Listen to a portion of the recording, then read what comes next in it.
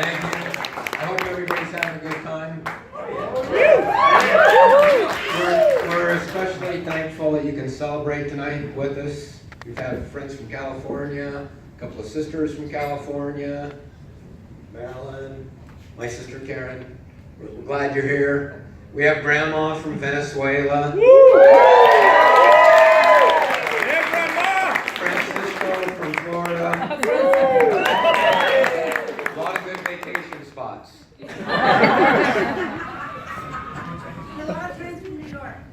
Oh, and we appreciate all the people that flew through thunderstorms to get here. We're thankful you're here. You came from all over the place. So Australia. Thanks for being with us tonight. I don't really have a toast. I have more of a story to tell, so hopefully I can pull it off because my wife ripped up my first 3 toasts.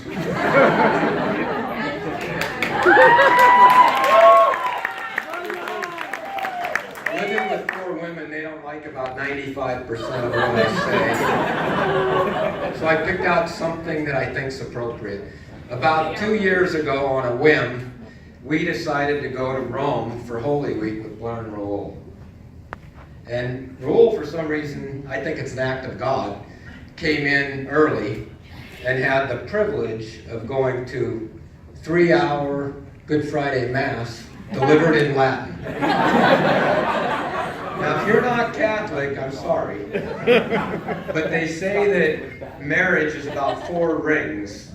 There's a engagement ring, there's a wedding ring, there's suffering, and there's enduring. And after that Friday, I think he knew about suffering and enduring.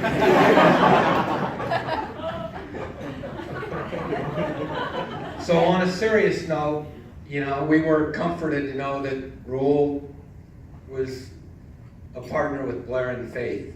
But, I was comforted for a short while until we got to this church that they picked, and the address was 50-50.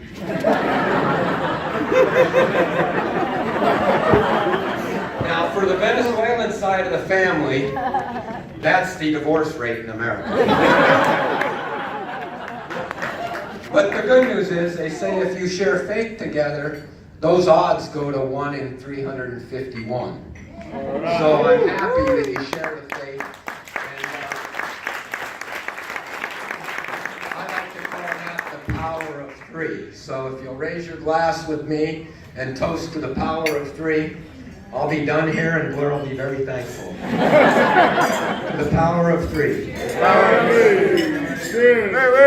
And I'm to my oldest, who I'm sure won't be as cynical as me. Thank you, Dad.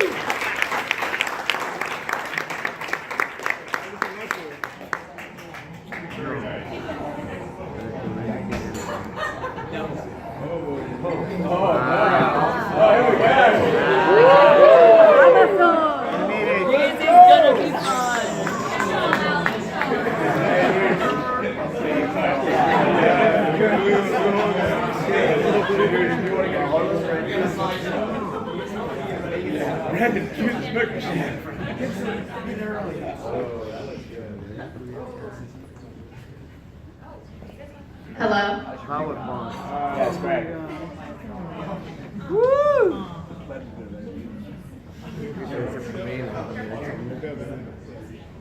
Hard act to follow.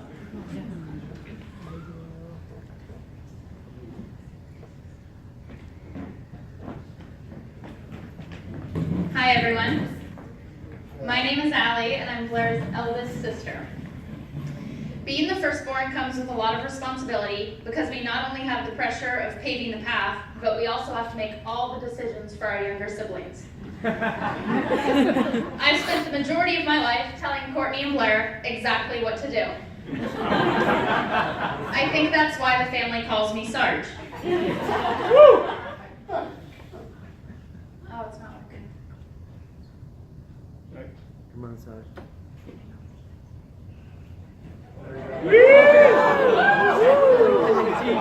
Wow. Seattle gas. We're just getting started. When Blair was 5, I spent an entire year telling her that if she did my chore of taking out the garbage, I would give her the $5 I didn't even have.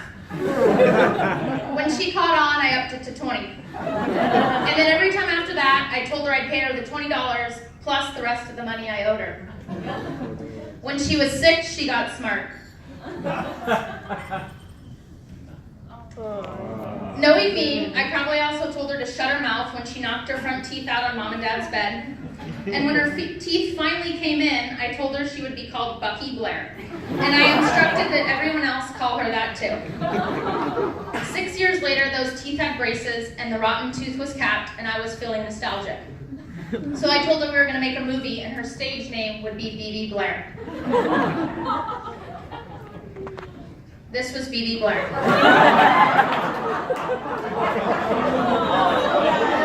I also made her do anything else I thought was remotely entertaining. There was a video, it was on DVDs, it didn't transfer well, so this is what you get. When we were teenagers, this is going to be up for a while. When we were teenagers, I told her she had to learn to French braid and then made her give me cornrows on a weekly basis. I also made her test out any new variation of the cornrows to make sure it looked okay, and I let her spend hours making sure every part was straight, and if there was a bump in the braid, I'd make her start over. During our gangster phase, I also made her rap Eminem, Lose Yourself, for my entire basketball team before every home game during pasta feeds. Hopefully there will be a show later.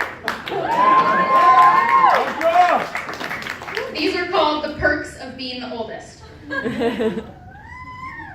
By college, Blair developed selective hearing. I think I just got bossier. I told her which clothes I needed to borrow and which running races we were going to sign up for. I begged her to double major in Spanish, told her to wear sunscreen in Panama,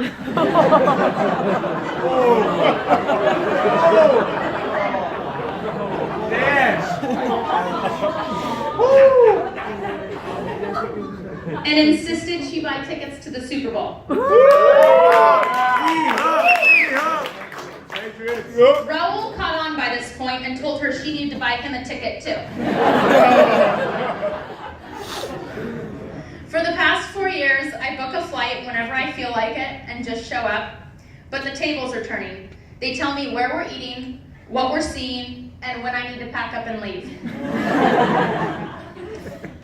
Fortunately for me, I never had to give Blair any dating advice. She's only ever been with one person, and they've never wavered. I knew she was right when she moved to New York. I felt warm and fuzzy when they were engaged and moving closer to me than to LA. For once in my life, I kept my mouth shut because I've always known it's right. I've also known that after all these years, Blair finally needed to be the boss. Sometimes we get lucky enough to get sisters who let us borrow their clothes and stay up late on the deck at the cabin under the stars laughing. Sometimes we get luckier.